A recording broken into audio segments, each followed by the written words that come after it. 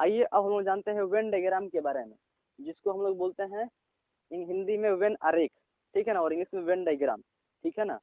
मेरा नाम प्रकाश कुमार है और हम लोगों ने पार्ट फर्स्ट में जाना था कि समुच्चय क्या होता है। समुच्चय का जो दो मेन रूप होते हैं, रोस्टर रूप और समुच्चय निर्माण रूप, उसके बारे में जाना था। पार्ट सेकेंड में जाना था हम लोगों ने कि परिमित और अपरिमित समुच्चय क्या होता है, समान समुच्चय क्या होता है, उप समुच्चय क्या होता है। पार्ट थर्ड में हम लोग जाना था कि जो होते हैं घात समुच्चय होते हैं वो क्या होता है, इंटरवल्स के बारे में हम लोग जाना था, ठीक है ना, और सार्वत्रिक समुच्चय के बारे में जाना था। अब जानेंगे कि वेन डायग्राम क्या होता है, ठीक है ना। ये वेन डायग्राम से बहुत सारे क्वेश्चन एग्जाम उठते हैं, ठीक है। इससे वेन डायग्राम के माध्यम से हम लोग क्या करते हैं कि दो या दो से अधिक जो होते हैं समुच्चय, उनके मध्य जो रिलेशंस होते हैं, जो संबंध होते हैं, उनको हम लोग अच्छी तरीके से स्पष्टतः जान जाते हैं, ठीक है ना, समझ लेते हैं और उसको प्रदर्शित भी कर देते हैं, ठीक है। वेन आरेख, ये जो नाम पड़ा हुआ है वो एक तर्कशास्त्री थे जो कि अंग्रेज इंग्लैंड के थे, ठीक है ना, इसलिए अंग्रेज तर्कशास्त्र लिखा हुआ है। उनके नाम था जोहन वेन, उन्हीं के नाम पर रखा गया है इसका नाम वेन डायग्राम इंग्लिश में, और हिंदी में वेन आरेख बोलते हैं। इसको हिंदी में बोलते हैं वेन आरेख और इंग्लिश में वेन डायग्राम से हम लोग जानते हैं, ठीक है ना। इनके बारे में जानते हैं। अब क्या है इसमें कि समुच्चयों के बीच अधिकांश संबंधों को आरेखों द्वारा निरूपित किया जाता है। समुच्चयों के बीच, दो या दो से अधिक समुच्चयों के बीच, एक भी होगा एक कम होगा। जैसे कहने का अर्थ है कि एक जो होगा वहां पर, जैसे कि यहाँ पर देखिए, यहाँ पर ये एक जो है ये हमारा है सार्वत्रिक समुच्चय है, और जो अंदर वाला जो है वो एक वृत्त जो दिया गया है वो भी एक अन्य समुच्चय है। तो यहाँ पर कुल मिलकर दो समुच्चय हो गए, तो एक सार्वत्रिक और एक अन्य समुच्चय हो गया। तो इस तरह से दो या दो से अधिक समुच्चयों के बीच अधिकांश यानी अधिक से अधिक संबंध रिलेशन के बारे में हम लोग जान पाते हैं वेन डायग्राम के माध्यम से, को आरेखों द्वारा निरूपित किया जाता है या फिर प्रदर्शित किया जाता है, ठीक है ना। वेन आरेख का नाम अंग्रेज तर्कशास्त्री जोहन वेन, जिनका जन्म हुआ था 1834 से 1883 के मतलब जब डेथ हो गया था, ठीक है ना, मृत्यु हो गई थी, के नाम पर रखा गया है। इन्हीं के नाम पर अंग्रेजी तर्कशास्त्री थे जिनका नाम है जोहन वेन, और यहीं से वेन डायग्राम या फिर वेन आरेख नाम रख दिया गया, ठीक है। इन आरेखों में आयत और वृत्त होते हैं, ठीक है ना। जो वेन डायग्राम होता है, इस आरेखों में दो चीज होता है, आयत होता है, जैसे कि आप लोग देख रहे हैं यहाँ पर आयत का चित्र बना हुआ है, और वृत्त होता है, इसके अंतर्गत वृत्त का चित्र बना हुआ है, ठीक है। तो ध्यान रखना है। अभी तो क्या पढ़ा हम लोगों ने कि समुच्चयों के बीच के या फिर मध्य के संबंध को हम लोग क्या करते हैं, वेन आरेख के माध्यम से स्पष्टता जान पाते हैं, समझ पाते हैं, ठीक है। दूसरी बात हमें जाना था कि जो तर्कशास्त्री थे अंग्रेजी के कहने करते हैं इंग्लैंड के जो अंग्रेज थे जोहन वेन, उन्हीं के नाम पर रखा गया इसका नाम वेन आरेख, ठीक है। तीसरी बात हम लोग क्या पढ़ा था कि जो वेन आरेख होता है इनके इसमें हम लोग क्या पढ़ते हैं, तो आयत और दूसरा जो चित्र होता है वो क्या होता है, वृत्त होता है।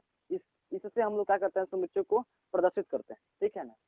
किसी सार्वत्रिक समुच्चय को एक आयत द्वारा प्रदर्शित करते हैं और इस उसके समुच्चयों को एक वृत्त द्वारा। कहने का अर्थ है कि जो सार्वत्रिक समुच्चय जो होता है, हम लोगों ने पढ़ा था सार्वत्रिक समुच्चय क्या होता है।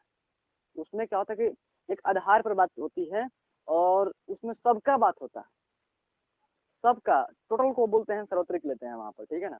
तो कहने का अर्थ है कि सार्वत्रिक समुच्चय को हम लोग आयत से प्रदर्शित करते हैं, और जो उसके अंतर्गत जो होता है उसके समुच्चयों यानी जो हमारा है सार्वत्रिक समुच्चय, उसका जो उप समुच्चय जो बनेंगे उसको हम लोग वृत्त के अंदर, या फिर जो समुच्चय बनेगा उसको हम वृत्त के अंदर क्या करते हैं, वृत्त से हम लोग उसको सूचित करते हैं, ठीक है ना। समुच्चयों के अवयवों को उनके विशेष समुच्चय में लिखा जाता है। इसका कहने का अर्थ है कि समुच्चय में जो भी अवयव हैं वो विशेष समुच्चय में लिखे जाते हैं। आगे समझाएंगे किस तरह से। देखिए, जैसा कि यहाँ पर फर्स्ट आकृति में जो बना हुआ है, पहला आकृति में, उसमें दिखने को मिल रहा है क्या हम लोगों को कि ये यू जो है हमारा सार्वत्रिक समुच्चय को हम लोग यू से प्रदर्शित करते हैं हम लोग, जैसा कि आप लोग जानते भी हैं, ठीक है ना। तो यू में कौन कौन से हमारे अवयव हैं, तो 1 2 3 4 इस तरह से 10 तक अवयव हैं। यू मतलब कि यूनिवर्सल सेट जो है या फिर सार्वत्रिक समुच्चय जो है उसमें 1 से लेकर 10 तक अवयव शामिल है, ठीक है। और हम लोग सार्वत्रिक समुच्चय को आयत के माध्यम से प्रदर्शित करते हैं, यानी कहने का अर्थ है कि इसके अंतर्गत ही लिखते हैं, इसके अंदर लिखेंगे कि इसको हम लोग जो भी अवयव शामिल है यूनिवर्सल समुच्चय में, उसी को इसमें इसके अंदर ही लिखेंगे हम लोग। ठीक है, तो इसके अंदर तो लिखेंगे किसको, सार्वत्रिक समुच्चय को। तो इसके अंदर किसके लिखेंगे, इसके अंदर हम लिखेंगे किसको, जो अन्य समुच्चय जो ए है इसको लिखेंगे इसके अंदर। ठीक है ना। अब इस जो समुच्चय ए है इसमें क्या है कि जो सम संख्या है 2 से लेकर 10 तक, वो शुरू के जो है 5 गो बोले लिया गया है, 2 4 6 8 10। और कहने का अर्थ है कि देख रहे हैं हम कि आयत के अंदर वृत्त है, कहने का अर्थ है कि जो वृत्त में जो भी अवयव होंगे वो सभी के सभी आयत के भी होंगे। ठीक है ना।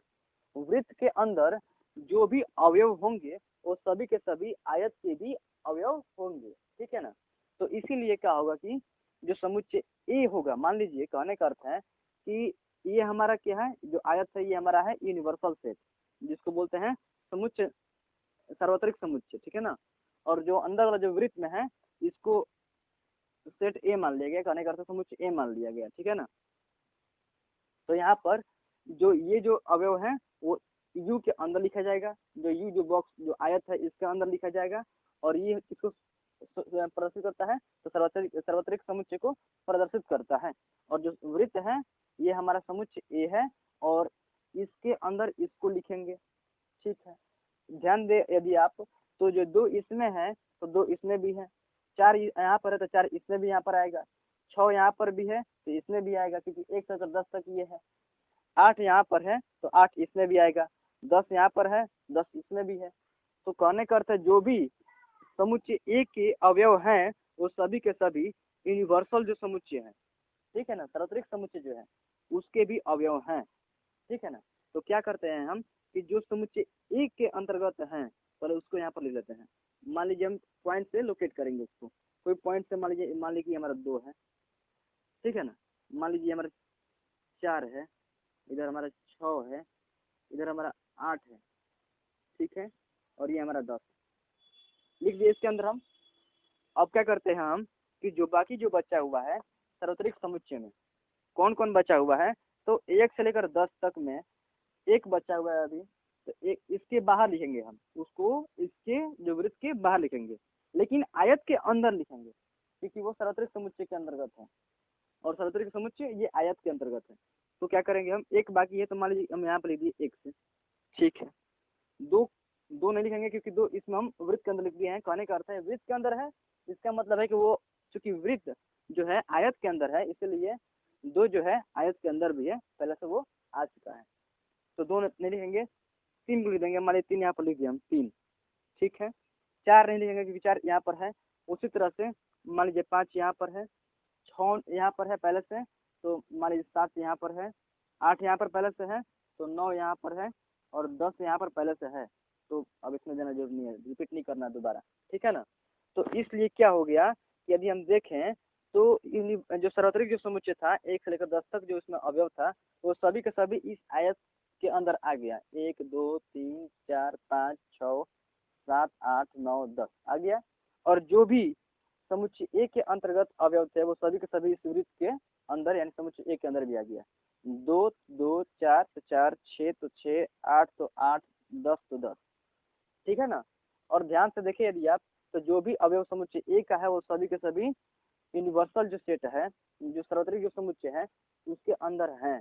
इसीलिए जो समुच्चय ए है वो क्या है, यूनिवर्सल सेट यानी सार्वत्रिक समुच्चय के उप समुच्चय है। क्या है, उप समुच्चय है। कौन, समुच्चय ए जो है, समुच्चय ए जो है वो सार्वत्रिक समुच्चय का एक उप समुच्चय है, क्योंकि समुच्चय ए जो है सार्वत्रिक समुच्चय यानी आयत के अंदर वृत्त है। कहने का अर्थ है कि जो समुच्चय ए है वो यूनिवर्सल सार्वत्रिक समुच्चय के अंदर है।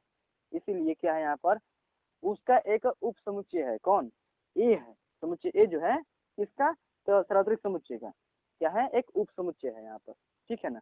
उसी तरह से यहाँ पर भी क्या है कि जो सार्वत्रिक समुच्चय है उसमें क्या कौन कौन सा शामिल है अवयव, तो 1 से लेकर 10 तक। ठीक है ना। और जो समुच्चय ए है उसमें 2 4 6 8 अवयव शामिल है, और बी में 4 और 6 शामिल है। देख रहे हैं कि सबसे कम अवयव बी में शामिल है, सबसे कम अवयव।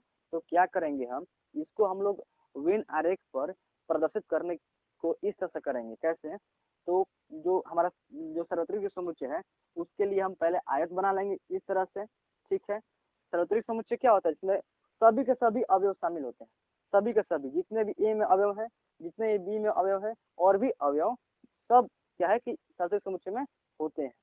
ठीक है ना, तो इसलिए इसको सबसे बाहर बनाते हैं और आयत बनाते हैं इसको। तो ये जो हमारा आयत जो है यहाँ पर सार्वत्रिक समुच्चय को प्रदर्शित करता है। तो यहाँ पर इस तरह से हम करके लिख दिए। ठीक है, इसके अंतर्गत देख रहे हैं कि बी में सबसे कम अवयव है और ए में उससे अधिक अवयव है। कहने करते पर दो समुच्चय और लिए गए हैं अन्य। तो क्या करेंगे हम, इस आयत के अंदर दो सर्कल यानी दो वृत्त बनाएंगे। समवृत्त हम इसी तरह से बना सकते थे, ऐसे और ऐसे, ऐसे ही बना सकते थे, इसको हम ऐसे ही बना सकते थे। ठीक है, या फिर जैसे बनाया हुआ है ऐसे ही बना सकते थे। तो हमने ऐसा ही क्यों बनाया, हमने ऐसा इसलिए बनाया, यदि आप ध्यान दें तो जो भी समुच्चय बी के अवयव हैं 4 और 6, वो समुच्चय ए का भी अवयव है 4 और 6। ठीक है ना, मतलब कहने का अर्थ है कि जो समुच्चय बी में अवयव है वो ए का है, कहने का अर्थ है ए में भी है, ए में भी है। तो इसीलिए यदि हम सर्कल जो आएगा समुच्चय बी के लिए, यदि उस सर्कल को, सर्कल जो आएगा समुच्चय ए के लिए उसके अंदर बना दे हम, उसके अंदर बना दे हम, तो क्या हो जाएगा कि वो बी के लिए तो हो ही जाएगा और साथ में ए के लिए भी हो जाएगा। रिपीट नहीं करेंगे हम, रिपीट नहीं करेंगे हम बार बार उस अवयव को इस तरह से। तो इसीलिए इस तरह से बनेगा, इस तरह से हमारा बनेगा क्या, आरेख। इस तरह से कब बनता, जब जो अवयव समुच्चय ए में है वो सभी के सभी समुच्चय बी में नहीं है, यानी उससे साफ अलग है, भिन्न है। तो तब जाके इस तरह से बनता इस आयत के अंदर वृत्त। ये मान लीजिए ए के लिए, ये बी के लिए, ऐसा बनता। लेकिन देख रहे हैं कि बी में जो अवयव है सभी के सभी ए में है, तो इसीलिए जो बी के लिए जो वृत्त बनेगा वो ए के वृत्त के अंदर बनेगा। ठीक है ना। दूसरी बात, हमने ऐसा क्यों नहीं बनाया, ऐसा हम तब बनाते हैं जब दो समुच्चय जैसे कि ए और बी है ना, तो दोनों में कोई कुछ अवयव ही आपस में समान है। जैसे मान लीजिए, कहने का अर्थ है समुच्चय ए मानते हैं हम और समुच्चय बी मानते हैं। तो ए में हमारा आता है ए, ई, आई, ओ, यू। हमने क्या किया कि जो भी स्वर होते हैं, जो भी वॉवेल्स होते हैं उसको ले लिया ए में। बी में क्या किए हम, ए, बी, सी, डी, 4 शुरू के ले लिए ABCD अल्फाबेट जो है ले लिए। देखिए इसमें हम तो सिर्फ ए और ए समान है दोनों में, तो इस अवस्था में सिर्फ ए और ए समान है, बाकी और समान नहीं है, इक्वल नहीं है, एक जैसा अवयव नहीं है। तो यहाँ जब ऐसा कंडीशन हो तब जाके ऐसा बनता है अवयव। और यहाँ पर दोनों के जो समान वाला ये है, यहाँ पर जो लोकेट होगा बिंदु या फिर अवयव जो इससे यहाँ पर जो आएगा वो दोनों के लिए होगा। जैसे कि इसके अंतर्गत तब ए आता, अगर इन दोनों का बनाते हैं तो ए आता, और बाकी ई मान लीजिए यदि हमारा ये ए के लिए होता और ये हमारा बी के लिए होता, तो ए तो यहाँ पर दोनों के लिए हो गया और ए के लिए बाकी जो बच गया तो ए छोड़ देंगे, ई आई ओ यू जो है यहाँ पर ई आई ओ यू आता है इसमें, और बी के लिए ए छोड़ देंगे, बी सी डी, तो बी सी डी इस तरह से बनता। लेकिन देख रहे हैं यहाँ पर क्या है कि हम लोगों को जो भी अवयव समुच्चय बी का है वो एक में सभी के सभी क्या है शामिल है। इसीलिए हम लोग क्या करेंगे कि जो सर्कल है बी के लिए वो समुच्चय ए के सर्कल के अंदर बना देंगे। ठीक है ना, इसलिए ऐसा हमने बनाया है इस आरेख को। तो जो छोटा वाला जो सर्कल है ये हमारा हो जाएगा किसके लिए, समुच्चय बी के लिए। उसके बाद जो बड़ा जो सर्कल है वो हमारा हो जाएगा समुच्चय ए के लिए। समुच्चय बी में कौन कौन शामिल है, 4 और 6 शामिल है। तो 4 लिख दिए हम, 6 लिख दिए हम। ठीक है, दो बिंदु से लोकेट कर दिया हम। बिंदु नहीं देंगे तो पर भी कोई दिक्कत नहीं है। ठीक है ना, तो समुच्चय बी को हम इस तरह से इंगित कर दिए या फिर सूचित कर दिए। आप समुच्चय ए को करेंगे तो 2 4 6 8 10 है इसमें, तो 2 मान लीजिए यहाँ पर कर दिए, बाहर कर देंगे, अंदर नहीं करेंगे क्योंकि अंदर कर देंगे तो फिर वो बी के लिए भी हो जाएगा। चूंकि बी में 2 नहीं है, बी समुच्चय में 2 नहीं लिखा होगा, इसलिए हम यहाँ पर करेंगे ए के बी के बाहर ए के अंदर। ठीक है ना, इस तरह से ध्यान दीजिएगा किस तरह हम कर रहे हैं। ठीक है ना, 2 हो गया, 4 देखिए यहाँ पर पहले से है, 6 भी यहाँ पर पहले से है, अब 8 और 10 रह गया, तो मान लीजिए यहाँ पर हम 8 को कर दिए और यहाँ पर हम 10 को कर दिए।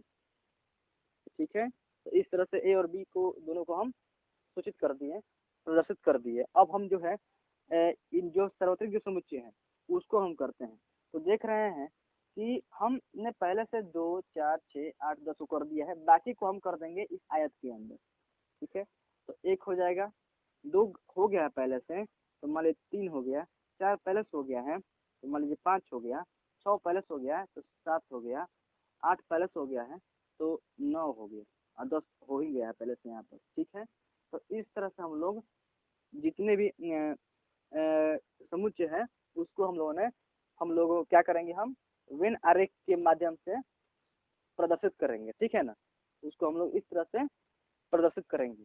अब आप लोग को ये जो वेन आरेख है इससे साफ समझ में आएगा क्या है, इससे बहुत सारी बातें निकल के आएगी हमें। जैसे यहाँ पर देखते हैं, यदि हम ये सब भूल जाए, ये सब जो लिखा हुआ भूल जाए और जो वेन आरेख सिर्फ देखें हम, तो हम लोग को समझ में आएगा कि हाँ एक सार्वत्रिक समुच्चय है।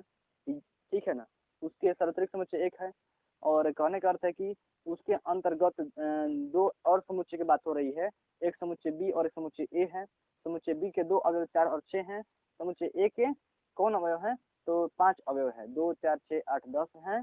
और समुच्चय जो सार्वत्रिक समुच्चय है, जो सार्वत्रिक जो समुच्चय है उसके अंदर जो अवयव शामिल है वो 1, 2, 3, 4, 5, 6, 7, 8, 9, 10, एक से 10 तक शामिल है। ठीक है ना, पहली बात ये समझ में आती है। दूसरी बात, जो समुच्चय बी है उसके सभी के सभी अवयव समुच्चय ए में है, इसलिए समुच्चय बी जो होगा वो समुच्चय ए का एक उप समुच्चय होगा। क्या होगा, एक उप समुच्चय होगा, जिसको इंग्लिश में बोलते हैं हम लोग सबसेट। इसलिए समुच्चय बी जो है समुच्चय ए का एक उप समुच्चय होगा। ठीक है ना, यहाँ पर जो था जो समुच्चय ए है वो सार्वत्रिक समुच्चय का एक उप समुच्चय कहलाएगा। ठीक है ना, इसलिए उसी तरह से यहाँ पर भी क्या होगा कि जो समुच्चय बी है वो ए का तो उप समुच्चय है, समुच्चय बी जो है वो सार्वत्रिक समुच्चय का भी एक उप समुच्चय कहलाएगा, क्योंकि इसके अंदर है इसके सभी के सभी अवयव सार्वत्रिक समुच्चय का भी अवयव है। इसलिए समुच्चय ए जो है वो भी क्या है, सार्वत्रिक समुच्चय का एक उप समुच्चय कहलाएगा। ठीक है, दोनों कहलाएंगे इसके उप समुच्चय, और जो बी है वो ए का उप समुच्चय कहलाएगा। ये जो है बी का अधि समुच्चय कहलाएगा, अधि समुच्चय कहलाएगा। ठीक है ना, तो इस तरह से हम लोग वेन आरेख के बारे में जाना। इसके बारे में और जब क्वेश्चन करेंगे तो और बढ़िया समझ जानेंगे, और क्वेश्चन करेंगे जब प्रैक्टिस होगा क्वेश्चन से तो एकदम अच्छी तरीके से एग्जाम में बैठ जाएगा ये।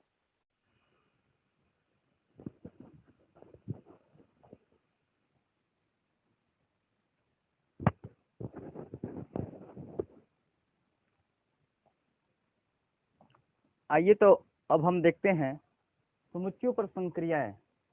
इसको हम इंग्लिश में बोलते हैं ऑपरेशन ऑन सेट्स।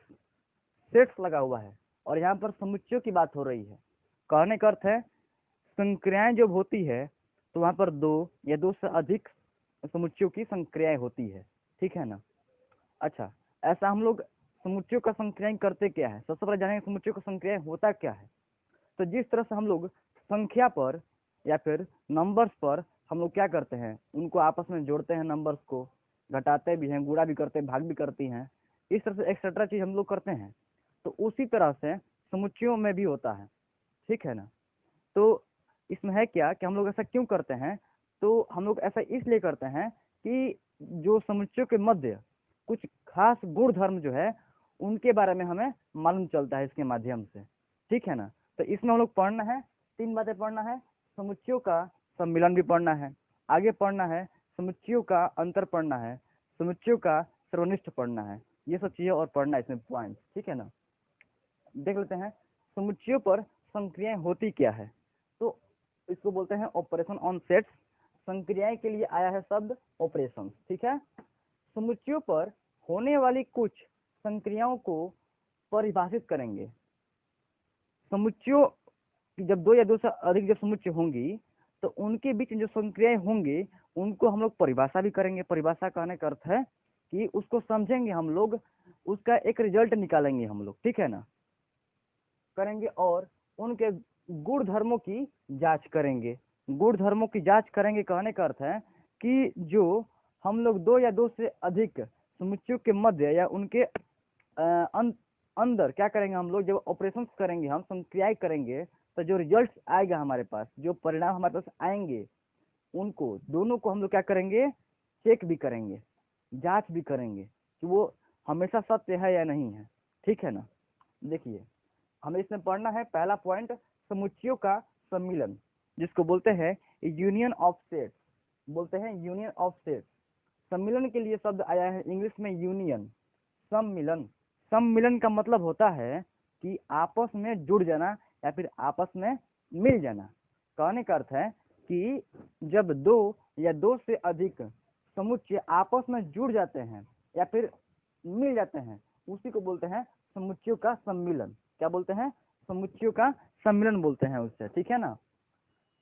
दो समुच्चयों जैसे कि ए और बी, ठीक है, यहाँ पर लिया गया है, उनका सम्मिलन किया जा रहा है। ठीक है ना। ए समुच्चय और बी समुच्चय दोनों को आपस में सम्मिलन किया जा रहा है। तो देखिए समुच्चय ए और समुच्चय बी का सम्मिलन समुच्चय वह समुच्चय है जिसमें वे सभी अवयव हैं जो या तो ए में है या बी में है या दोनों में है। कहने का अर्थ है कि यदि हम दो समुच्चय लेते हैं, समुच्चय ए और समुच्चय बी, और दोनों का सम्मिलन समुच्चय करते हैं, यानी कहने का अर्थ है कि दोनों का आपस में मिलाते हैं, जो समुच्चय बनेगा उसको हम लोग कहेंगे समुच्चय ए और समुच्चय बी का सम्मिलन समुच्चय। ठीक है ना। लेकिन जो समुच्चय हमारा आएगा समुच्चय ए और समुच्चय बी का सम्मिलन समुच्चय, ठीक है ना, उसमें अवयव कैसे होंगे, मतलब किस तरह के होंगे। तो कहने का अर्थ है यहाँ पर लिखा हुआ है कि जो अवयव समुच्चय ए में होंगे, ठीक है ना, जो अवयव समुच्चय ए में होंगे या समुच्चय बी में होंगे, वही अवयव समुच्चय ए और समुच्चय बी के क्या सम्मिलन में होंगे। ठीक है ना। कहने का अर्थ है समुच्चय ए और समुच्चय बी जब दोनों आपस में मिल जाएंगे तो उनमें जो अवयव होंगे वो या तो ए को बिलोंग करेंगे, यानी एक ए में वाले जो ए में होंगे वो वाले होंगे, या फिर जो बी में अवयव हैं वो वाले होंगे, या ये भी हो सकता है कि दोनों में वो हो, ऐसे वाले भी होंगे। इसलिए लिखा है या दोनों में हैं। ठीक है ना। फिर से इसको समझेंगे कैसे हम लोग। दो समुच्चयों ए और बी का सम्मिलन समुच्चय वह समुच्चय है जिसमें वे सभी अवयव हैं जो या तो ए में है, जिसमें वे सभी अवयव हैं जो या तो ए में है या बी में है या दोनों में है। ठीक है ना। आगे देखते हैं इसमें, उभयनिष्ठ अवयवों को केवल एक बार लिखा गया हो। कहने का अर्थ है कि यदि कोई ऐसा अवयव है जो ए में भी है यानी और बी में भी है, ठीक है ना, वो अवयव जो ए में भी है, समुच्चय ए में भी है और समुच्चय बी में भी है, और दोनों को जब हम लोग सम्मिलन समुच्चय करते हैं, समुच्चय ए और समुच्चय बी को, तो उसमें क्या होगा कि वो जो अवयव दोनों में है वो दो बारी नहीं लिखी जाएगी, एक बार ही लिखी जाएगी, वो बता रहे हैं यहाँ पर। ठीक है ना। और जो सम्मिलन समुच्चय होता है, जो सम्मिलन समुच्चय होता है, यूनियन ऑफ सेट्स जो होता है, इसको हम लोग ABCD की जो बड़की अक्षर होती है यू, बड़की अक्षर, देखिए यहाँ पर जो यूनियन है ना, यूनियन का जो पहला जो लेटर है यू है, उसी को लिया गया है। तो उसी से हम लोग क्या करते हैं कि यूनियन ऑफ सेट्स यानी समुच्चयों का सम्मिलन को क्या करते हैं हम लोग, समुच्चयों का सम्मिलन को प्रदर्शित करते हैं, सूचित करते हैं हम लोग। ठीक है ना। देखिए यहाँ पर लिखा हुआ है कैपिटल में यू, उसी से सम्मिलन को हम लोग निरूपित किया जाता है या फिर सूचित किया जाता है कि क्या है वो सम्मिलन समुच्चय है इन्हीं दो समुच्चयों का। ठीक है। तो ये जो बात लिखी गई है यहाँ पर कि जब दो समुच्चय होंगे और उनको आपस में मिलाया जाएगा, कहने का अर्थ है कि उनका सम्मिलन समुच्चय बनाया जाएगा, समुच्चय ए और समुच्चय बी को आपस में मिलाएंगे हम तो सम्मिलन समुच्चय बनेगा। ठीक है। तो कहने का अर्थ है जो बनेगा और उसमें किस तरह का अवयव होंगे, वो या तो ए को होंगे जो ए में थे वैसा होंगे, या जो बी में था वो वाले होंगे अवयव, या फिर जो दोनों में थे वो वाले अवयव भी हो सकते हैं। तो उसी को यहाँ पर इतनी कम शब्दों में लिख दिया गया है, इतनी कम जगहों में स्पेस में लिख दिया गया है, समुच्चय निर्माण रूप में लिख दिया गया है। कहने का अर्थ है कि हमारे पास दो समुच्चय था, समुच्चय ए और समुच्चय बी, और जब दोनों को मिला दिए हम तो उसको हम इस तरह से लिखेंगे, हम इसको इस तरह से समुच्चय ए पहले लिख दिए हम, उसके बाद हम समुच्चय बी लिख दिए यहाँ पर, और बीच में जो साइन था सम्मिलन का उसको हम लगा दिए। तो इसको हम लोग इस तरह से पढ़ेंगे कि समुच्चय ए और समुच्चय बी का सम्मिलन समुच्चय। ठीक है, तो कहने का अर्थ है कि ये जो बना समुच्चय, ये जो समुच्चय ए और समुच्चय बी दोनों को आपस में मिलाने के फल स्वरूप जो बना है समुच्चय ए सम्मिलन समुच्चय बी जो बना है, इसमें किस तरह के अवयव होंगे। तो जो अवयव समुच्चय ए में था और जो अवयव समुच्चय बी में था, या तो वो वाले होंगे या फिर ऐसा भी हो सकता है जो दोनों में था वो वाले भी अवयव होंगे। तो उसी को यहाँ पर लिखा गया इतने कम शब्दों में कि जो ये समुच्चय बना समुच्चय ए और समुच्चय बी का सम्मिलन समुच्चय जो बना, इसमें एक तरह के अवयव होंगे। इसमें किस तरह का अवयव होंगे, तो समुच्चय जो अवयव होंगे उसको एक्स मान लिया गया कि मान लीजिए कि वो एक्स तरह के हैं, ठीक है ना। और जो एक्स होगा वो समुच्चय ए का होगा, यानी देखिए यहाँ पर लगाया गया है बिलोंग का साइन या फिर एप्सिलॉन का साइन लगाया गया है। जो ईरान का जो लिया गया था एप्सिलॉन, उसको लगाया गया है। इसका मतलब यह हुआ कि जो एक्स है वो या तो ए से आ रहा होगा, ठीक है ना, वह अवयव जो ए यूनियन बी में है वो ए में भी होगा, ए में होगा या बी में होगा, लिखा गया यहाँ पर, या बी में होगा। या लगा दिया मतलब यह हुआ, यहाँ पर या लगा दिया है ना, और नहीं लगाया है, या लगा दिया। या का मतलब हुआ यह है, देखिए या और में समझ लीजिए अंतर क्या है यहाँ पर। या का मतलब कि कोई जो अवयव ए और बी का सम्मिलन समुच्चय में है वो ए वाला जो ए में अवयव है उसमें से हो सकता है, या फिर जो अवयव समुच्चय बी में है उसमें से हो सकता है, या ऐसा भी हो सकता है कि जो अवयव समुच्चय ए में भी है और समुच्चय बी में भी है वो वाला भी अवयव ए और बी का सम्मिलन समुच्चय में हो सकता है, ठीक है ना। यदि यहाँ पर और होता, यदि यहाँ पर और होता तो वो यह ऐसा हो जाता कि वो जो अवयव ए और बी का सम्मिलन समुच्चय में जो अवयव है वो समुच्चय ए से आता, ऐसा ही होता, या और समुच्चय बी से आता। ऐसा नहीं होता कि दोनों से आता, यानी जो कॉमन होते हैं अवयव, यानी कोई मान लीजिए कि कोई ऐसा अवयव जो कि ए में भी है और बी में भी है, तो वो वाला इसमें उस समय यदि और लगाया होता है यहाँ पर तो नहीं लिया जाता, लेकिन या लगाया है तो इसका मतलब यह हुआ कि वो अवयव ए से भी आ सकता है, बी से भी आ सकता है, हो सकता है कि दोनों में से भी आ रहा हो, ठीक है ना, इसलिए यहाँ पर या लगाया गया है, ठीक है। अब इसको हम लोग समझेंगे उदाहरण के माध्यम से। अभी तो इसका कुछ हम लोग ऊपरी परिभाषा समझ रहे थे, ठीक है ना, ऊपरी अंतर मतलब समझ रहे थे, लेकिन जब उदाहरण करेंगे इसका तो एकदम अच्छी तरह से हम लोग समझ जाएंगे। देखिए कैसे, उदाहरण नंबर 12 जो है हमारे बुक में, उसमें दिया गया है कि मान लीजिए कि कोई समुच्चय ए है, ठीक है, जो कि रोस्टर रूप में इस तरह से लिखा हुआ है, और समुच्चय बी है जो कि इस तरह से लिखा हुआ है, ठीक है। तो कह रहा है कि दो समुच्चयों का जब हम आपस में मिला देंगे, जब आपस में मिला देंगे, आपस में जुटा देंगे, तो जो बनेगा हमारा वो क्या बनेगा, समुच्चय ए और समुच्चय बी का सम्मिलन समुच्चय बनेगा, ठीक है ना। तो वही पूछ रहा है कि समुच्चय ए दिया है, समुच्चय बी दिया है, तो ए और बी का सम्मिलन समुच्चय क्या होगा। एकदम इजी सवाल पूछा है यहाँ पर, एकदम सीधी सी बात है यहाँ पर कि समुच्चय ए दिया है, समुच्चय बी दिया है, और ए और बी की सम्मिलन समुच्चय निकालना है हमें, ठीक है ना। यहाँ पर तो क्या करेंगे हम, तो आपको हम बताए हैं कि यहाँ पर करना ऐसे है कि जितने भी अवयव हैं समुच्चय ए में और जितने भी अवयव हैं समुच्चय बी में, सभी को आपस में मिला देंगे। क्या करेंगे, आपस में मिला देंगे यहाँ पर, ठीक है ना। और मिलाएंगे, और जो भी ऐसा अवयव हो जो दोनों में हो, जैसे कि यहाँ पर देखिए 6 यहाँ पर है, यहाँ पर भी है, तो क्या करेंगे हम, 6 को ए यूनियन बी या फिर समुच्चय ए और समुच्चय बी का सम्मिलन समुच्चय में 2 बारी 6 को नहीं लिखेंगे, उसी तरह से एक बार लिखेंगे, ठीक ना। उसी तरह से 8 को भी 2 बार नहीं लिखेंगे, एक बार लिखेंगे, क्योंकि जो समुच्चय होता है रोस्टर रूप में उसमें हम लोग क्या करते हैं कि अवयव को रिपीट नहीं करते हैं, ठीक है ना।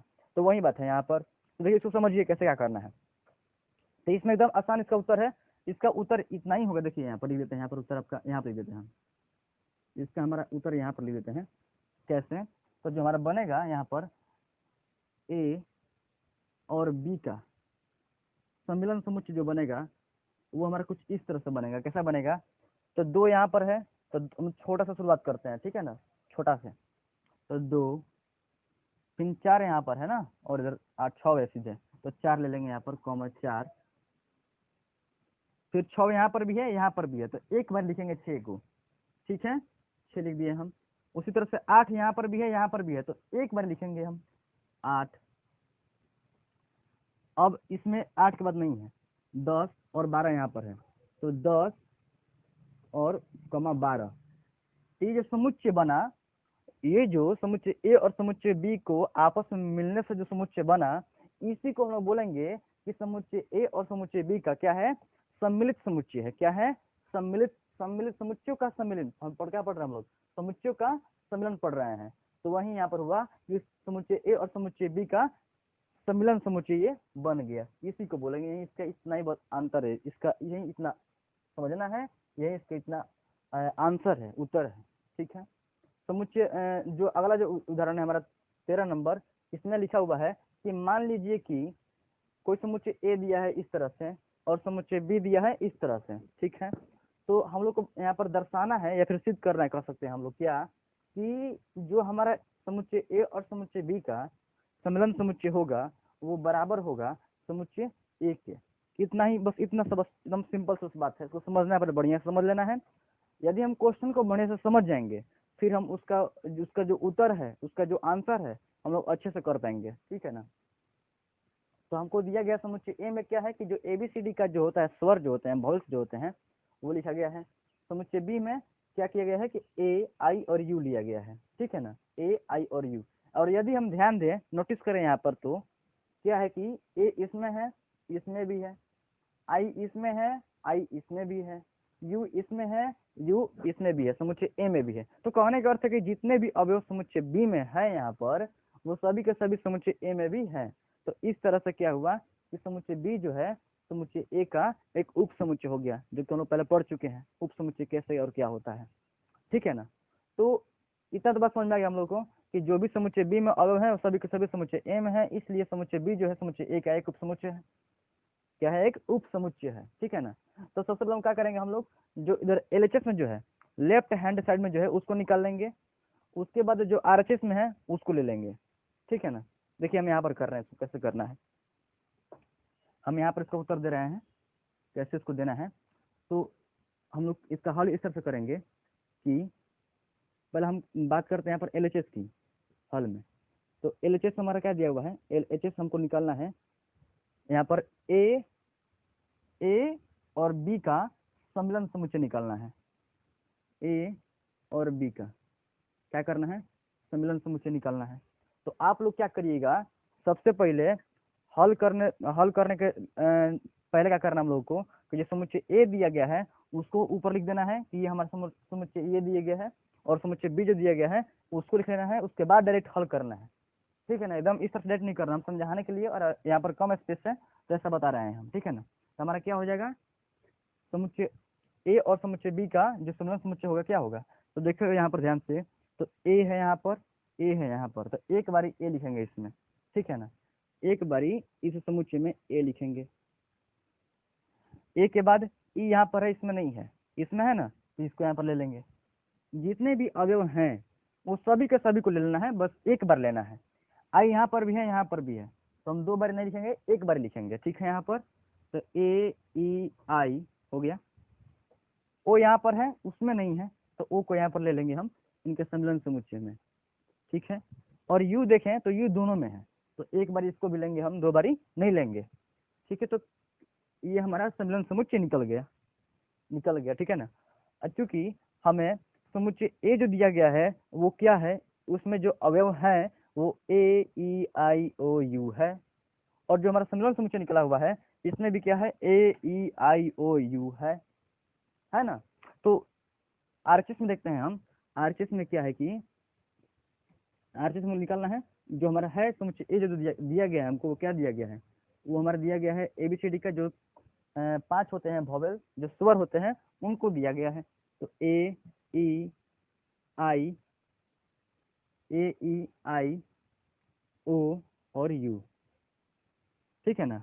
और चूंकि ये जो इक्वेशन है, ठीक है ना, और ये जो इक्वेशन है, ठीक है ना, दोनों इक्वेशन में क्या है कि दोनों समुच्चय में क्या है कि जो अवयव हैं दोनों समान है। ठीक है ना। तो क्या करेंगे हम, यहाँ पर इस से मान लीजिए पहला नंबर हो गया और ये हमारा दूसरा नंबर हो गया, जो कि यहाँ पर लिखेंगे गिवन है या फिर दिया हुआ है, ऐसा लिख सकते हैं हम लोग। ये क्या है, जो समुच्चय ए है, हालांकि हमें ऐसा दिया हुआ है। तो क्या करेंगे हम कि देख रहे हैं कि 1 और 2 से क्योंकि दोनों समुच्चय में अवयव जो है समान है, इसीलिए क्या है कि ए और बी का जो सम्मिलन समुच्चय है वो बराबर है समुच्चय ए के। इस तरह से ये सिद्ध हो गया। क्या हो गया? सिद्ध हो गया।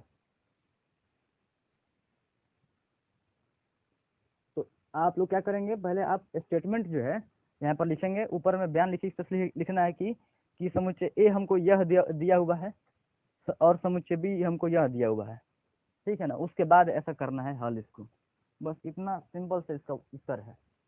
उसके बाद जो 13 नंबर में क्वेश्चन पूछा गया हम लोगों से कि 13 हो गया 14 में, मान लीजिए कि राम, गीता और अकबर कक्षा 11 के विद्यार्थियों का जो विद्यालय की हॉकी टीम में है, कहने का अर्थ है कि कोई विद्यालय है उसका जो कक्षा 11 है उसमें से कुछ विद्यार्थी लिए गए हैं जो कि राम, गीता और अकबर है, उनका एक समुच्चय बना दिया गया और उसका नाम दे दिया उस समुच्चय का एक्स, ठीक है।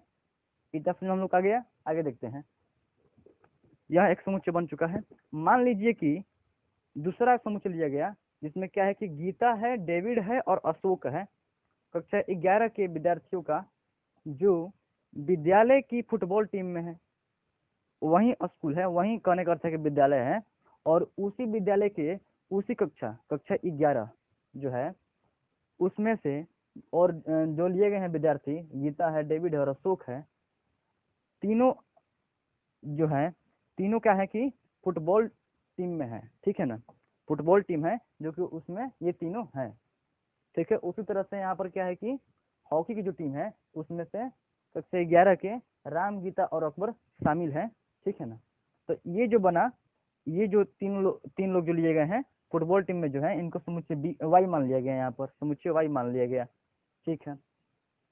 तो पूछ रहा है यहाँ पर क्या कि एक समुच्चय है, ये भी एक समुच्चय हो गया, तो एक्स और वाई का जो सम्मिलित समुच्चय होगा, जो सम्मिलन समुच्चय होगा उसको हमको बताना है हम लोगों को। उसके बाद और इस समुच्चय की व्याख्या कीजिए।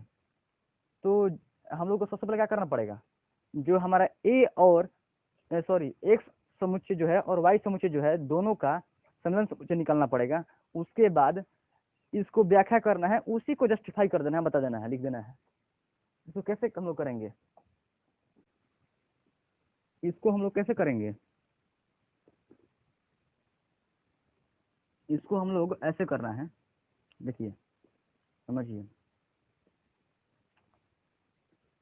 कि जो दिया गया है समुच्चय एक्स और जो दिया गया है समुच्चय वाई, ठीक है, पहले उसको हम लोग लिख लेते हैं यहाँ पर, उसको हम लोग लिख लेते हैं पहले यहाँ पर, हल करना है हम लोगों को इसको। तो जो समुच्चय एक्स दिया गया है उसमें कौन कौन शामिल है, यहाँ पर राम, गीता, अकबर, इसमें जो शामिल है राम है, गीता है और अकबर है, ये तीन जो है अवयव है इस समुच्चय का। और वही समुच्चय जो दूसरा है जो कि वाई है, उसमें कौन कौन अवयव है, तो गीता, डेविड और अशोक है। कौन है, गीता है पहला अवयव, दूसरा जो है डेविड है और तीसरा जो है वो अशोक है। तो ये अवयव हो गए इस समुच्चय का, ठीक है। ये क्या है, समुच्चय है।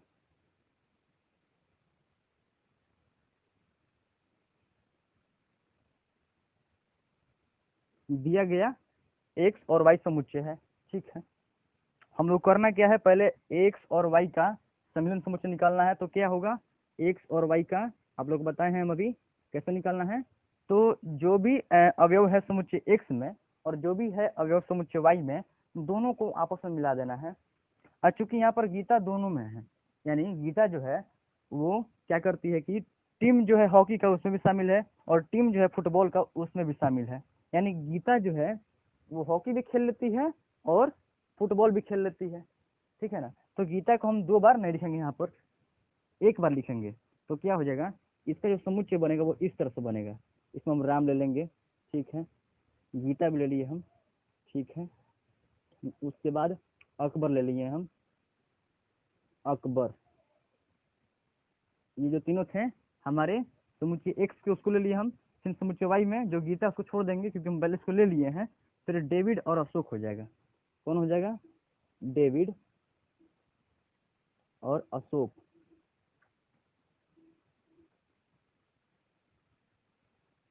तो ये जो समुच्चय बना हमारा, समुच्चय एक्स और समुच्चय वाई को जब हम आपस में मिलाएं तो इसका जो बना सम्मिलन समुच्चय, तो उसमें यही होंगे अवयव जो कि कुल 5 हैं, ठीक है ना। और इसको हमको व्याख्या करना है। तो देखिए वहां पर हम लोग जो जब इसका आंसर लिखेंगे हम, तो क्या करेंगे हम लोग वहां पर व्याख्या इस तरह से करेंगे कि जो हम लोग लिखे हैं ना उसी को स्टेटमेंट में लिख देंगे वहां पर। कैसे? तो देखिए वहां पर लिखना है इस तरह से कि एक्स जो है वो, एक्स जो समुच्चय है उसमें क्या है कि वो हॉकी का टीम के लिए समुच्चय लिया गया है, और वाई जो है फुटबॉल के टीम के लिए समुच्चय लिया गया है, ठीक है ना। और दोनों को क्या करना है, हम लोग यूनियन करना है, दोनों को आपस में मिलाना है, ठीक है। तो क्या हो जाएगा कि जब मिल जाएगा ना, पहले एक ऐसा लिखना है लाइन, एक लाइन में इस तरह लिखना है कि समुच्चय एक्स जो है वो किसके लिए है, तो हॉकी की टीम के लिए है, और समुच्चय वाई जो है किसके लिए है, तो हमारा दिया गया है जो वो फुटबॉल की टीम के लिए है। इतना लिखने के बाद में लिखना है कि एक्स और वाई का जो सम्मिलन समुच्चय होगा उनमें वो विद्यार्थी होंगे कक्षा उस विद्यालय के कक्षा 11 के वो विद्यार्थी होंगे जो या तो हॉकी के टीम में शामिल है, या तो फुटबॉल के टीम में शामिल है, या तो जो दोनों में शामिल है। बस इतना ही लिखना है, इसका व्याख्या करना है। वहीं जो ऊपर हम लोग पहले पढ़े थे कुछ देर पहले कि जहाँ पर होता है समुच्चयों का सम्मिलन, इसमें क्या होता है कि वह समुच्चय है यह जिसमें वे सभी अवयव हैं जो या तो समुच्चय ए में है, या बी में है, या दोनों में है, ठीक है ना। वही बात है यहाँ पर। और उभयनिष्ठ अवयवों को केवल एक बार लिखा गया हो, तो इसलिए गीता को हम 2 बार नहीं 1 बार लिखे हैं, जो कि दोनों में था, ठीक है। तो इसमें लिखना है जो हमारी जो दूसरी लाइन होगी उसमें लिखना होगा कि जो एक्स और वाई का जो सम्मिलन समुच्चय है उसमें वह अवयव है जो या तो एक्स यानी क्या हॉकी का टीम का विद्यार्थी है, या जो फुटबॉल के टीम में विद्यार्थी हैं, या जो दोनों में है, ऐसे लिखना है। बस ये हमारा इसका व्याख्या हो गया, इतना ही इसका उत्तर होगा, ठीक है। ये हमारा 14 नंबर जो क्वेश्चन था इसका आंसर हो चुका है। उसके बाद कुछ रिजल्ट्स हैं, कुछ परिणाम हैं, उसको बस समझ लेना है हम लोगों को, ज्यादा कुछ नहीं करना इसमें। तो है कि सम्मिलन की संक्रिया के कुछ गुण धर्म, ठीक है ना। तो इस तरह से जब हम करते हैं संक्रियाएं करते हैं समुच्चयों का, खास करके यहाँ पर बात हो रही है किसकी, तो सम्मिलन की। सम्मिलन मतलब कि क्या, जब हम दो समुच्चयों को 2 या 3 या उससे अधिक समुच्चयों को जब आपस में मिलाते हैं तो किस तरह का नियम उससे बनते हैं, निकल कर आते हैं, उन पर विचार करना है हम लोगों को, ठीक है। कैसे देखिए, तो ए समुच्चय ए जो है और समुच्चय बी जो है, इन दोनों का क्या किया गया है यहाँ पर, यू यानी कि ए और बी दोनों समुच्चय का सम्मिलन समुच्चय किया गया। तो कह रहा है कि वो बराबर होगा समुच्चय बी और समुच्चय ए के सम्मिलन समुच्चय के। ऐसा क्यों? ऐसा इसलिए, ध्यान दीजिए, हम लोग पढ़े हैं कि 4 को गुणा करें 5 से तो 20 आएगा, या फिर 5 को गुणा करें 4 से तब पर भी 20 आएगा। इसीलिए उसी तरह से यह भी है कि समुच्चय ए और बी को हम आपस में मिलाएं, ठीक है ना, या फिर बी और ए को आपस में मिलाएं, बात तो समान ही है ना, तो ठीक है। तो वही ये जो नियम बन गया कि ये ऐसा होता है, ए को बी में मिलाएं या फिर बी को ए में मिलाएं, दोनों बात समान है, दोनों यहाँ पर इक्वल होंगे, बराबर होंगे। और ये किस नियम के तहत बराबर होंगे, तो इसका देखिए हुआ क्या है कि क्रम बस बदल गया है। ए जो शुरू में था वो बाद में आ गया है, और जो बी बाद में था वो पहले आ गया है, तो क्रम सिर्फ बदला हुआ है, इसलिए इसका नाम पड़ा हुआ है क्रम विनिमय नियम। क्या पड़ा है नाम इसका? क्रम विनिमय नियम। अब इसको हम फिगर से समझ लेते हैं। इसको फिगर से हम लोग इस तरह समझेंगे कि ए और बी दोनों का सम्मिलन किया गया है, या फिर बी और यू का आपस में सम्मिलन किया गया है। दो समुच्चय हैं, एक समुच्चय ए और दूसरा समुच्चय बी है। तो यदि हम इसका वेन डायग्राम से, वेन आरेख से इसको देखें हम फिगर से, तो कैसे होगा ये। तो यदि हम मान लेते हैं कोई हमारा यूनिवर्सल सेट जो है, जो हमारा सार्वत्रिक जो समुच्चय है वो यू है, ठीक है, और समुच्चय ए इसको मान लेते हैं कि ये जो वृत्त है ये हमारा समुच्चय ए है, और ये जो वृत्त है ये हमारा समुच्चय बी है, ठीक है। और दोनों को जब हम क्या करेंगे, मिला देंगे, आपस में सम्मिलन कर देंगे, तो हमारा बन जाएगा वो ए सम्मिलन बी, इस तरह से बन जाएगा। और वो इस तरह से दिखेगा, ये हमारा ए रहा, ठीक है, ये हमारा ए वाला जो वृत्त है और ये हमारा बी वाला वृत्त है। और जब दोनों आपस में जब मिल गया तो वो कुछ इस तरह से फिगर दिखेगा वेन आरेख में। और वो ऐसा, देखिए कहने का अर्थ है कि फिगर हमारा ऐसा भी हो सकता था, ऐसा भी दो गोला हो सकता था अलग अलग इस आयत के अंदर, ठीक है। आयत लिए हैं हम सार्वत्रिक समुच्चय के लिए और वृत्त लिए हैं हम अन्य समुच्चय के लिए, ठीक है। तो हमारा अलग अलग होता कब, जब ऐसा होता कि कोई अवयव हो जो ए में है लेकिन बी में नहीं है, मतलब सभी के सभी अवयव जो ए में है उसमें से कोई भी अवयव बी में नहीं है, समान नहीं है।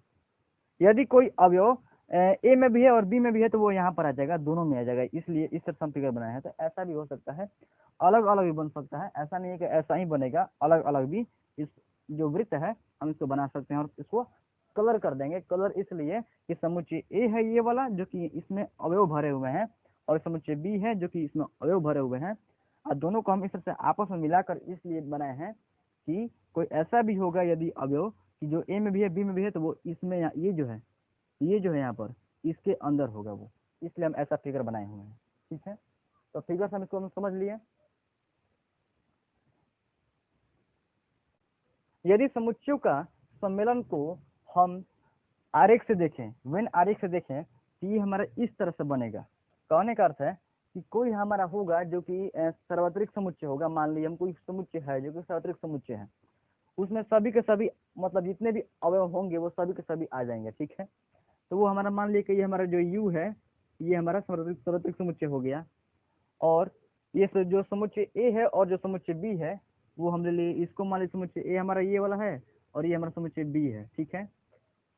और जब दोनों को हम सम्मिलन कर देंगे तो हमारा फिगर इस तरह से बनेगा ये, ठीक है ना। क्या है यहाँ पर, क्या हुआ कि समुच्चय ए जो है और समुच्चय बी जो है दोनों आपस में मिल गया, और आपस में इस तरह से मिला हुआ है कि वो अवयव जो सिर्फ ए में है बी में नहीं है, तो वो जो होंगे वो क्या होगा कि वो यहाँ पर होगा। देखिए ये जो सर्कल है ना, ये जो वृत्त है ना, ये पूरा वाला नहीं लेंगे, ये जो कट गए हैं यहाँ से इसको छोड़ देंगे, इतना पार्ट इतना हिस्सा को छोड़ देंगे, और बाकी ये जो हिस्सा है ना ये वाला, बाकी ये जो हिस्सा है इसी में वो आएगा जो कि सिर्फ और सिर्फ अवयव ए में होगा, ठीक है। यदि ऐसा हो कि वो अवयव जो समुच्चय ए में भी है और समुच्चय बी में भी है, ठीक है ना, जैसे कि यहाँ पर ये जो एक समुच्चय है ए और ये जो समुच्चय है बी, इसमें देखे तो ए और ए समान है, ठीक है ना, हालांकि इसमें आई और यू वो भी समान है, तो बी और ए का, बी जो है ए का उप समुच्चय हो जाएगा। लेकिन यहाँ पर देखें दूसरे में, तो यहाँ पर 6 और 8, यहाँ पर भी 6 8 दो सिर्फ अवयव जो समान है ए और बी में, बाकी ये अलग है 2 4, इसमें 10 12 अलग है। यदि इस समुच्चय को लेंगे तो इसमें इसको अगर इसका हम बनाएंगे वेन आरेख, तो क्या हुआ कि 2 और 4 जो है ना इसमें आएगा, ये जो बना हुआ है, फिर इतना जो हिस्सा बना हुआ है इसमें आएगा, 10 और 12 जो है ना वो इसमें आएगा, जो ये जो हिस्सा है ये जो कट गया है इसको छोड़ देंगे, बाकी ये जो बाकी जो बी है इसमें आएगा 10 12, और 6 10 जो दोनों में समान है वो इसमें आएगा, ये जो बीच वाला जो हिस्सा है जो दोनों का आपस में मिलने से जो बना हुआ है 6 और 8 इसमें आएगा, ठीक है ना। तो उसी तरह से हुआ है, ठीक है ना। इसको क्या करेंगे हम, इसको हम लोग बोलेंगे कि समुच्चय ए और समुच्चय बी का सम्मिलन समुच्चय का वेन आरेख इस तरह से बनेगा हमारा, ठीक है। दूसरा हमारा है समुच्चय ए और समुच्चय बी का सम्मिलन, उसके बाद समुच्चय सी का सम्मिलन। इसके जो रिजल्ट आया, जो परिणाम आया ए और बी के सम्मिलन के जो परिणाम आया उसका सम्मिलन हुआ समुच्चय सी के साथ, ऐसा बोल रहा है जो एलएचएस में जो पार्ट में जो है। आरएचएस में बोल रहा है कि जो समुच्चय बी और समुच्चय सी है पहले उसका क्या किया गया, सम्मिलन किया गया, और जो उसका परिणाम आएगा उसका हम समुच्चय ए के साथ में सम्मिलन करेंगे। ये जो लिखा गया है एलएचएस और आरएचएस, इसका मतलब यह हुआ। ठीक है, इसमें देखना है ये कह क्या रहा है, ये कह रहा है कि आप चाहे तो ए और बी को पहले सम्मिलन करिए, या फिर ऐसे भी कर सकते हैं आप कि बी और सी को पहले आप सम्मिलन कर सकते हैं। इसमें जो बी और सी है उसको पहले सम्मिलन कर दीजिए, उसके बाद आप जो रिजल्ट आएगा उसको ए के साथ सम्मिलन करिएगा। ऐसे भी हो सकता है, या फिर इसका ऐसे भी हो सकता है कि पहले आप समुच्चय ए और समुच्चय सी को आपस में सम्मिलन करिए, उसके बाद समुच्चय बी के साथ में सम्मिलन कर सकते हैं। उस क्या होगा कि जो ऐसे कैसे भी हम करेंगे ना सम्मिलन, किसी को हम पहले करते हैं किसी को बाद में करते हैं, फर्क नहीं पड़ता है, जो अंततः जो परिणाम आएगा वो समान होगा। ठीक है ना। और ये कौन सा नियम के साथ हो रहा है, तो इसको हम लोग बोलते हैं साहचर्य नियम। इसको हम लोग बोलते हैं साहचर्य नियम। इसको हम इंग्लिश में बोलते हैं क्या, एसोसिएटिव प्रॉपर्टी या फिर रूल, एसोसिएटिव रूल बोलते हैं। और जो क्रम विनिमय नियम जो है इसको हम लोग इंग्लिश में बोलते हैं कम्यूटेटिव प्रॉपर्टी या फिर कम्यूटेटिव रूल बोल सकते हैं। ठीक है, इसको हम लोग देख लेते हैं वेन आरेख के माध्यम से कैसा ये होता है। तो A union B union C जो होगा उसका डायग्राम जो होगा, जो वेन आरेख होगा वो इस तरह से होगा। मान लीजिए कि ये जो आयत बना हुआ है ये हमारा कोई सार्वत्रिक समुच्चय यू के लिए है। ठीक है, और ये जो एक वृत्त है ये हम मान लेते हैं कि कोई समुच्चय ए के लिए है, ये हमारा समुच्चय बी के लिए है, और ये हमारा समुच्चय सी के लिए है। तो जब तीनों को हम आपस में सम्मिलन करेंगे तो सम्मिलन करने के बाद जो बनेगा हमारा वेन आरेख जो बनेगा वो हमारा कुछ इस तरह से बनेगा। और इसका जो नाम होगा वो होगा ए का जो सम्मिलन होगा बी के साथ में, उसका सम्मिलन जो होगा सी के साथ में, यही इसका, इसी को यह शो कर रहा है, ये डायग्राम प्रदर्शित कर रहा है। ठीक है ना। अगला देख लेते हैं हम लोग कि जो ए है, कोई समुच्चय ए है, और जो रिक्त समुच्चय जो होता है इसको हम लोग फाइव से क्या करते हैं, सूचित करते हैं, निरूपित करते हैं। यदि दोनों को हम आपस में सम्मिलन करें तो क्या इसका परिणाम आएगा, तो ए ही आएगा। ऐसा क्यों, ध्यान दीजिए कि कोई समुच्चय ए मान लेते हैं, ये वाला हमारा है 2 4 6 8 इसमें अवयव है, और कोई रिक्त समुच्चय है, और रिक्त समुच्चय है मान लीजिए कि हमारा बी है, इस तरह से बी है हमारा यहाँ पर। ठीक है, जिसको हम लोग 5 से सूचित करते हैं। ठीक है, तो अगर समुच्चय ए और समुच्चय बी का हम आपस में हम मिलाएं तो जो अवयव मिलेंगे उसमें क्या होगा, जो बनेगा ए और बी का जो सम्मिलन बनेगा उसमें जो आएंगे अवयव वो ए वाले ही आएंगे। ऐसा क्यों, देखिए यदि हम ए का बी के साथ सम्मिलन करते हैं तो इस तरह से आएगा 2 4 6 और 8, जो भी अवयव थे ए के वही आएंगे। ठीक है, और बी में चूंकि एक भी अवयव होता ही नहीं है इसीलिए इसको बोलते हैं रिक्त समुच्चय। ठीक है ना, जैसा कि आप लोग जानते भी हैं। तो ए और बी का यहाँ पर, चूंकि बी जो यहाँ पर रिक्त समुच्चय है, और जब दोनों का सम्मिलन करेंगे तो जो अवयव इसमें आएंगे ए और बी के सम्मिलन में जो अवयव आएंगे वो सभी के सभी ए वाले ही होंगे। और ध्यान दीजिए आप कि ए में ये 2 4 6 8 जो है ये फिर से क्या हमारा हो गया, ये हमारा समुच्चय ए ही हो गया। ठीक है, तो इसीलिए कोई एक समुच्चय ए लेते हैं और दूसरा एक समुच्चय कोई एक समुच्चय लेते हैं, तो रिक्त समुच्चय और कोई समुच्चय का यदि हम करते हैं सम्मिलन तो हमारा जो स्वयं वही समुच्चय आता है जिसका सम्मिलन हुआ था रिक्त समुच्चय के साथ में। ठीक है ना। और ये किस नियम के तहत ऐसा होता है, इसका नाम दे दिया गया है, इसका नाम दिया गया है तत्समक नियम। कह सकते हैं हम लोग क्या, तत्समक नियम। एक हम लोग पढ़े भी हैं, यदि किसी संख्या को हम लोग क्या करते हैं कि जीरो उसमें ऐड करते हैं, किसी संख्या में हम जीरो जोड़ देते हैं तो होता क्या है कि फिर वही स्वयं संख्या आ जाती है। तो ऐसा वो किस नियम के तहत था, याद है कुछ, याद है कुछ? उसको हम लोग बोलते हैं योगात्मक तत्समक नियम। योगात्मक नियम भी कह सकते हैं या फिर योगात्मक तत्समक नियम भी कह सकते हैं। जैसे 4 में हम जीरो जोड़ेंगे तो फिर 4 ही तो आएगा।